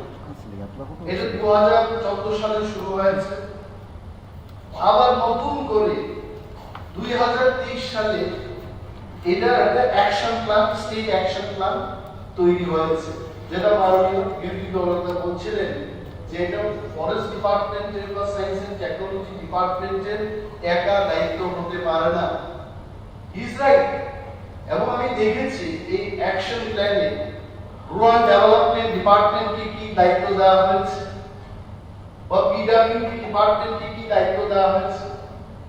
আমাদের পার্লামেন্টারি অ্যাফেয়ার্স মিনিস্ট্রির যে দপ্তর, পাওয়ার ডিপার্টমেন্ট, আপনার দপ্তরকেও একটা দায়িত্ব দিয়েছে এখানে। দেখুন পিডব্লিউডি এন্ড আরএনডি এই দপ্তরকে ওই যে state action plan climate change 2.0 এই অ্যাকশন প্ল্যানে তাদেরকে একটা দায়িত্ব দিয়েছে, implementation of rain water harvesting, ground water recharge and implanting rooftop solar panel এটা দিয়েছে। To all the departments they have distributed the work যে ক্লাইমেট চেঞ্জটাকে আমরা কিভাবে মোকাবেলা করতে পারি, পরিবেশটাকে কিভাবে সুস্থ এবং মানে এখানে আমরা যেন বাঁচতে পারি সেইভাবে রাখার ব্যবস্থা কি করা যায়। আরো একটা উদাহরণ দেবো, এখানে ফিশারিতে একটা দায়িত্ব দিয়েছে, drenching of fish seed in natural and open water bodies 1000 hectare per year fishery দপ্তর এই কাজটা নেবে। ভারতবর্ষের প্রধানমন্ত্রীর একটা যোজনা আছে এখানে, প্রধানমন্ত্রী মৎস্য সম্পদ যোজনা। এই যোজনায় 1000 হেক্টর পারিয়ায় পরিবেশকে রক্ষা করে কিভাবে আমরা এগিয়ে যেতে পারি তার লক্ষ্যে এই কাজটা হাতে নেওয়া হয়েছে। So we are going like this. তারপর কি হচ্ছে, আমি যে জিনিস বলছি এখানে, এই যে ফরেস্ট ডিপার্টমেন্ট কাজ করছে ফরেস্টেশনের জন্য, অ্যাফরেস্টেশনের জন্য, এইখানে আপনারা শুনেছেন যে জুলাই মাসে আমরা 5 লক্ষ গাছ লাগিয়েছি। এইরকম এই বছর আমরা আরো লাগাবো। আমাদের লক্ষ্য হচ্ছে 76 লাখ যে সিডলিং স্যাম্পলিং আমাদের হাতে আছে কমপ্লিট করা। এবং একটা সার্ভেতে দেখা গেছে যে আমাদের ফরেস্ট এরিয়াতে কার্বনের যে পরিমাণ, কার্বনের স্টকটা প্রায় 11.5 মিলিয়ন টন বেড়েছে 2017 সালের চেয়ে। I think this is a good news for us because prior to 2017 carbon stocks in the forest area was not that much. And পরীক্ষা নিরীক্ষা করে, এটা ভারত সরকারের তথ্য, এটা আমার তথ্য না, তাতে বেরিয়ে এসছে 2024 সালে দাঁড়িয়ে আমরা ত্রিপুরায় যে দেখতে পেয়েছি যে 11.5 মিলিয়ন টন কার্বন স্টক মানে ফরেস্ট এরিয়াতে এটা বৃদ্ধি পেয়েছে। তার অর্থ কি?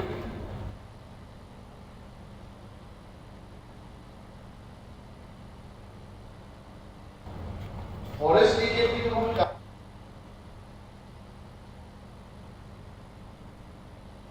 কার্বন স্টকটা বাড়বে, কার্বন ডাইঅক্সাইডের পরিমাণটা কমেছে, আমাদের এয়ারটা কিন্তু ফ্রেশ হতে শুরু করেছে। This is the impact of external cleaning project. জায়গা যার নাম দিয়ে যেগুলো আমরা করছি কাজ, এই কাজেরই এটা প্রতিফলন বলে আমি মনে করি। ক্যাম্পা আমাদের একটা স্কিম আছে, সেখানেও আমরা চেষ্টা করছি যে কিভাবে এগুলো করা যায়।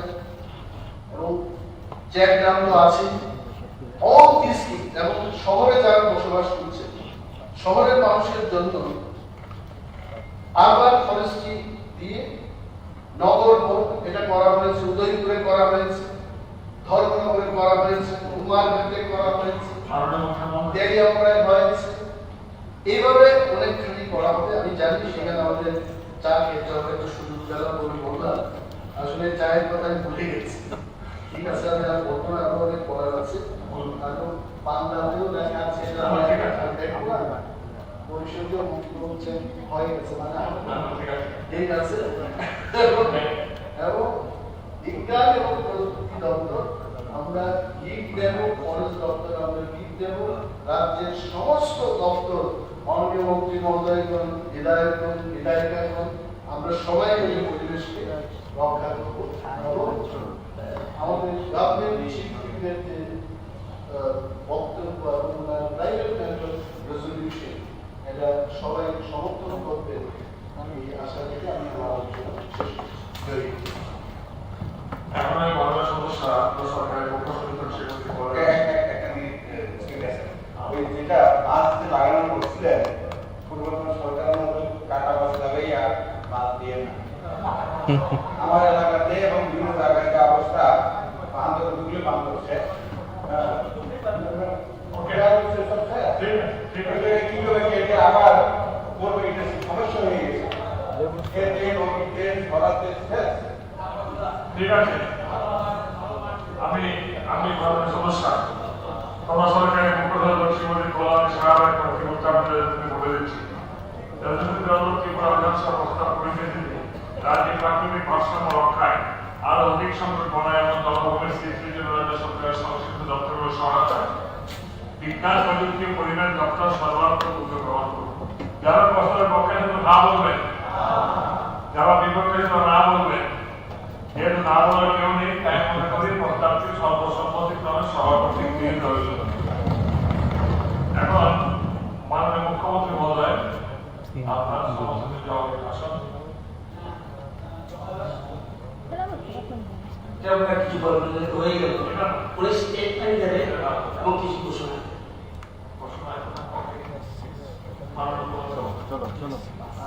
মাননীয় অধ্যক্ষ মহোদয়, আমি সবাই জানেন যে গত দুদিন আগে গিয়েছিলাম এবং আমি জানি যে আমাদের অধিবেশন হবে, কিছু করার নেই, কারণে গেছি। পরবর্তী সময়ে নিশ্চয়ই আপনারা শুনেছেন এবং সেটা যেতেই হবে। আমি গতকাল যখন এখানে এসে পৌঁছেছি, মাননীয় বিধায়ক আমাদের সুবিধায় শুনছিলাম যে 3:25 বাজে এখন উনি এয়ারপোর্ট থেকে এসে নামিয়ে আমার প্রেজেন্স নিয়ে ওয়েটিং করে আমার প্রেজেন্সের থেকে এমন কিছু কথা বলবে আগে থেকে প্ল্যানিং ছিল এবং যেটা কাম্য ছিল না এই কথাটা উনি বলেছিলেন।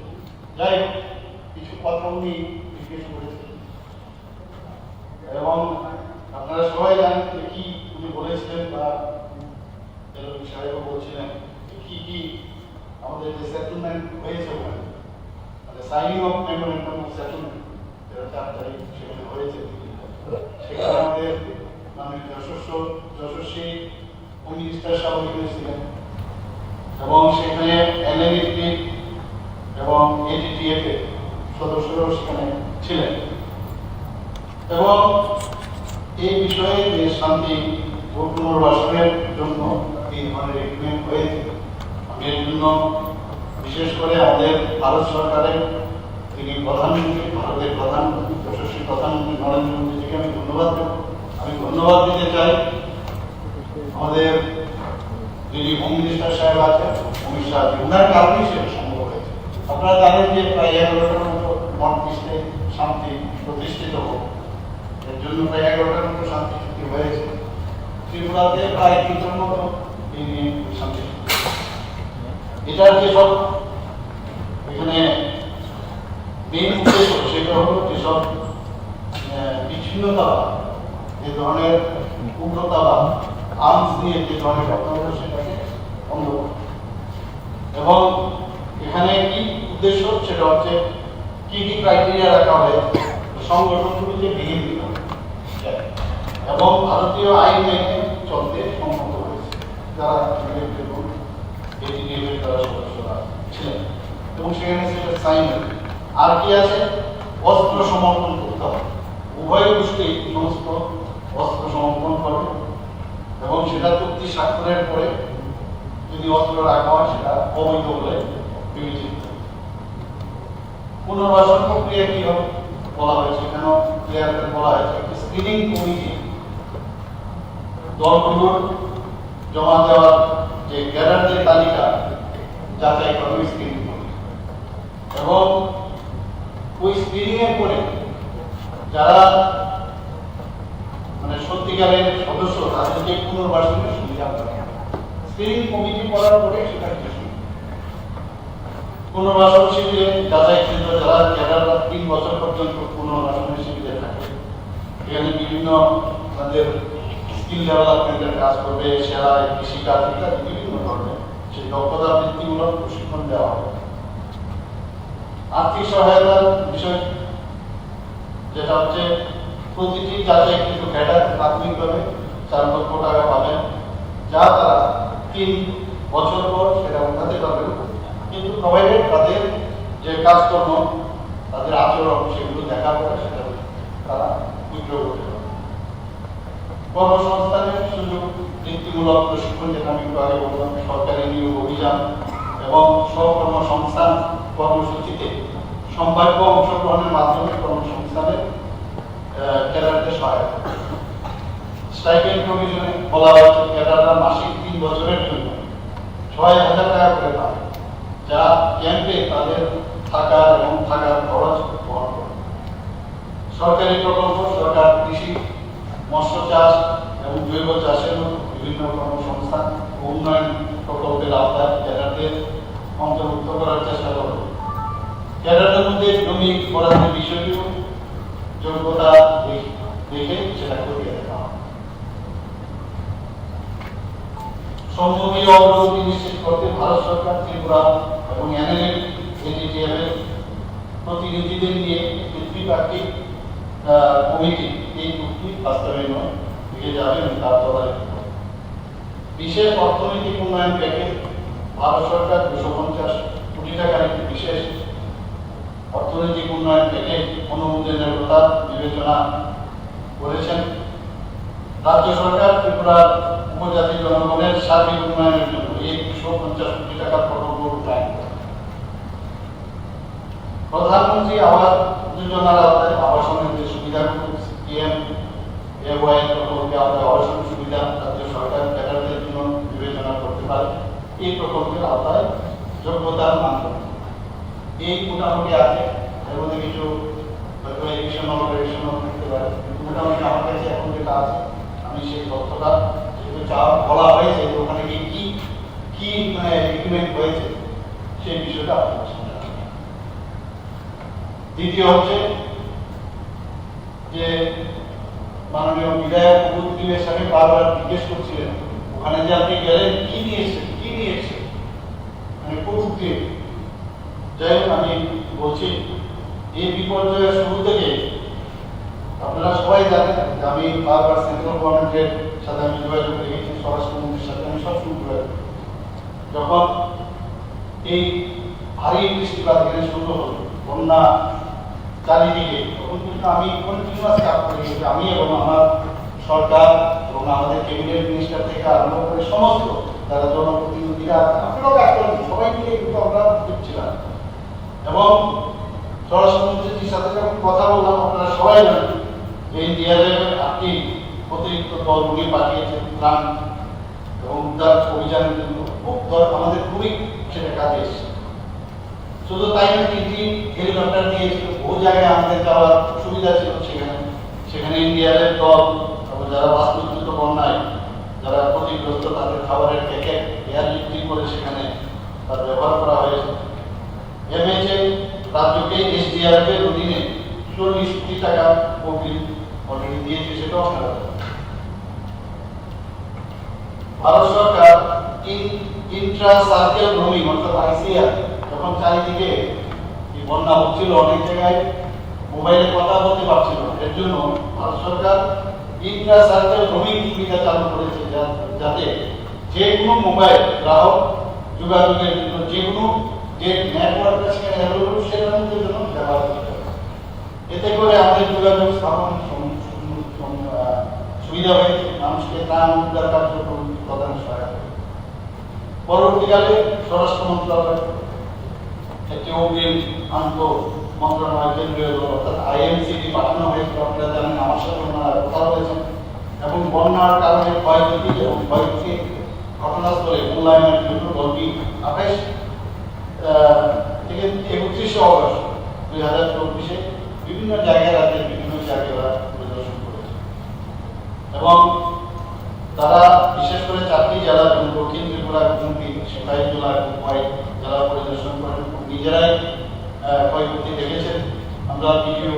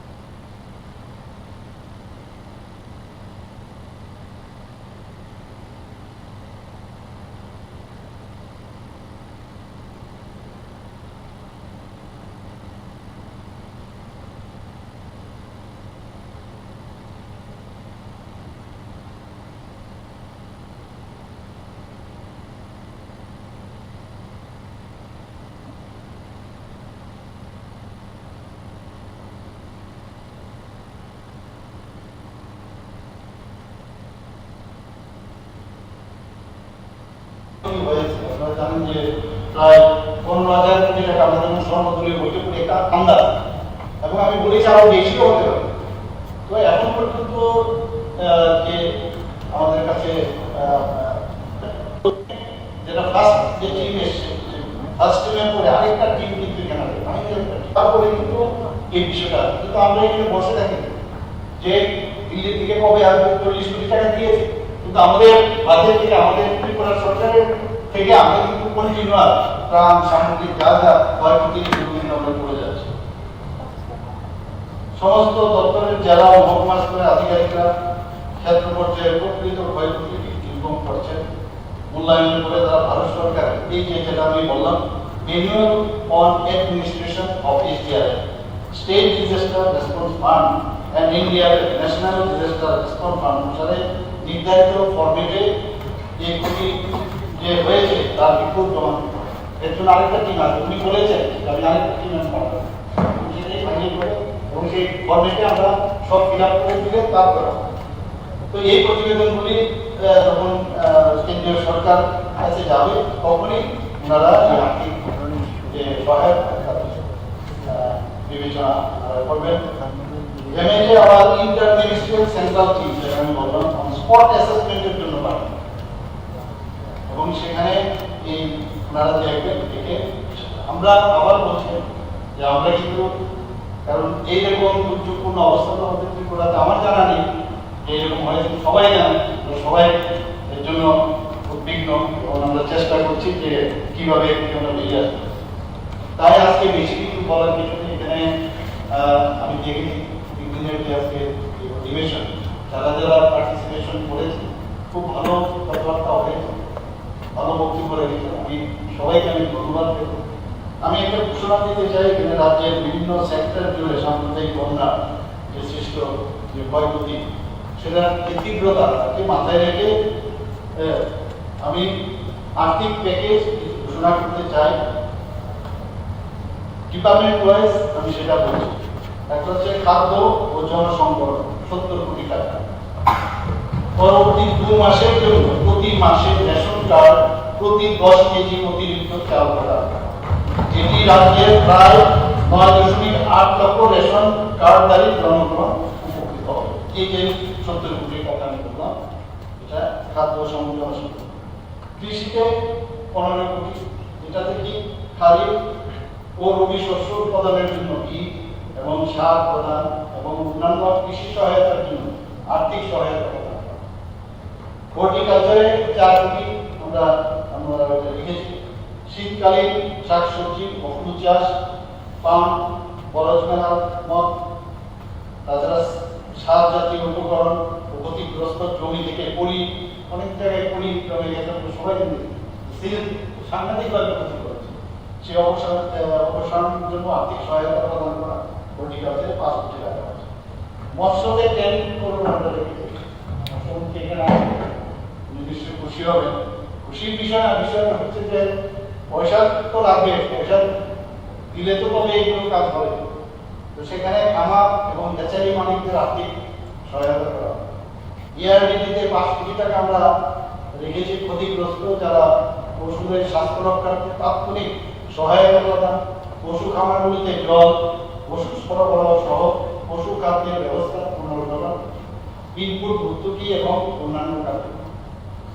এডুকেশনও আপনারা জানেন অনেক ক্ষয়ক্ষতি হয়েছে, সেখানে আমরা 12 কোটি টাকা লেগেছি। যারা বন্যায় ক্ষতিগ্রস্ত হয়েছে তাদের বই সরবরাহ, এই প্রশ্নটা এখানেও এসেছে, মাননীয় বিধায়ক আমাদের সুদীপ রায় মোহন মহোদয় লিখেছে, আমিও অনেক জায়গায় গেছি, সেখানে আমিও সাথে সাথেই আমি বলেছিলাম যে নিশ্চয়ই আমরা এই বিষয়টা দেখব। তো সেখানে যারা বন্যায় ক্ষতিগ্রস্ত হয়েছে তাদের বই সরবরাহ করা এবং স্কুল কলেজ মেরামত ও রক্ষণাবেক্ষণ করা। PWD-DWS আপনারা জানেন বিরাট ক্ষতি হয়েছে, তো তার জন্য 50 কোটি টাকা সেখানে রাখা হবে। বন্যায় ক্ষতিগ্রস্ত হওয়া স্কুল, অঙ্গনওয়াড়ি কেন্দ্র এবং পরিবারগুলোকে পানীয় জল সরবরাহ এবং পাইপলাইনের মাধ্যমে জলের ব্যবস্থা সুনিশ্চিত করা। আমরা নগরের উন্নয়নে 12 কোটি টাকা আমরা রেখেছি। শহরের রাস্তা, ড্রেনেজ ব্যবহার, মেরামত, রক্ষণাবেক্ষণ করা। গ্রাম উন্নয়নে আমরা 40 কোটি টাকা রেখেছি। গ্রামীণ রাস্তা, ড্রেন এবং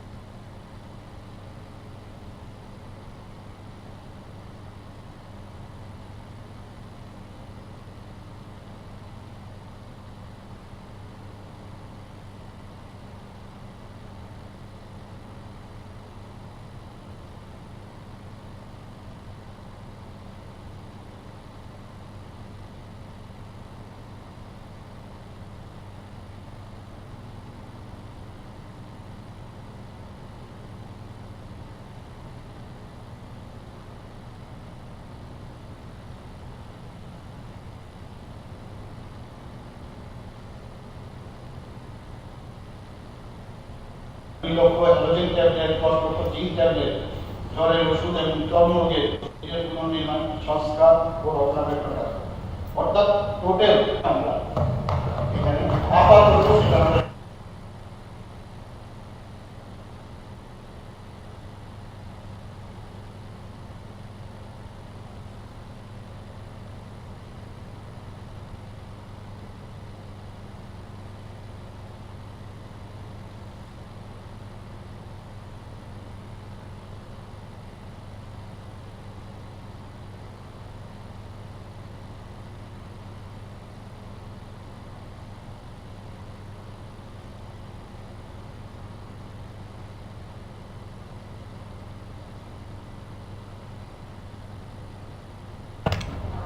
প্রধানমন্ত্রী যোগ করেছিল যে কতজনের সাথে এদের সাথে যারা এই ইয়েতে মানে রিটার্ন করছে আর বন্যা মোকাবেলায় সেদিন আলোচনাতে একটা প্রস্তাব আমরা দিয়েছিলাম যে ইন্ডিভিজুয়াল যে লসেস হয়েছে ঠিক আছে, যে পরিমাণ ক্ষতি হয়েছে এটা তো মাল্টি তাহলে এই রিহ্যাবিলিটেশনের বা তাদের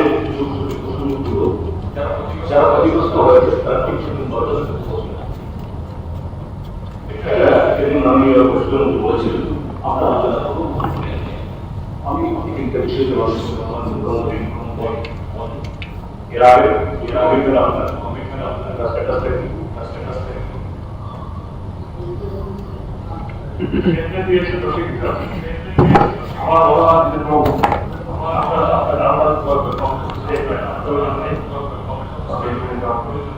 আমার সদস্য বিধানসভা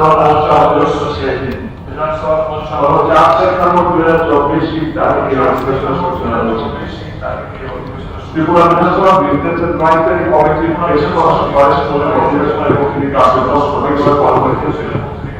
আপনারা পবিত্র বিধানসভা নেওয়ার দায়িত্ব অধিবেশনের প্রথম থেকে শুরু হয়ে প্রতিটি কার্যসূচি সঠিকভাবে পালনের জন্য এছাড়া জরুরি জনস্বার্থমূলক কাজ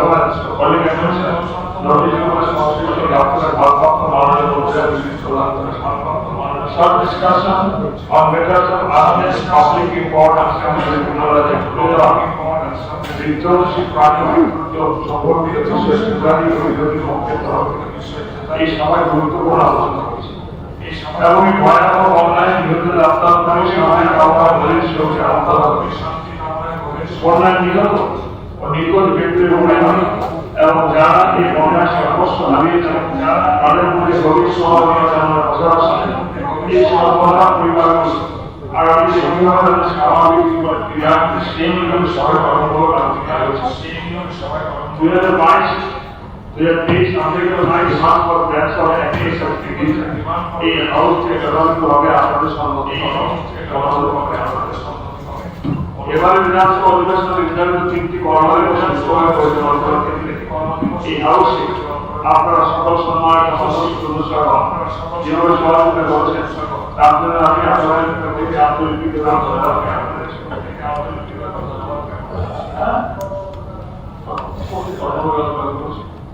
তার জন্য আমি আপনাদের প্রত্যেককে আন্তরিক কৃতজ্ঞতা ধন্যবাদ জানাচ্ছি। এছাড়া ফেডারেশনের সদস্য সহ বিরোধী সদস্যের গঠনমূলক আলোচনা এই বিধানসভা সমিতি রয়েছে। বর্তমান অধিবেশন থেকে পরীক্ষামূলকভাবে চালু হয়েছে যার মানুষের মানবী বিধায়ক সকল আলোচনা শুরু ওনাদের বোধগম্য ভাষায় অনুবাদ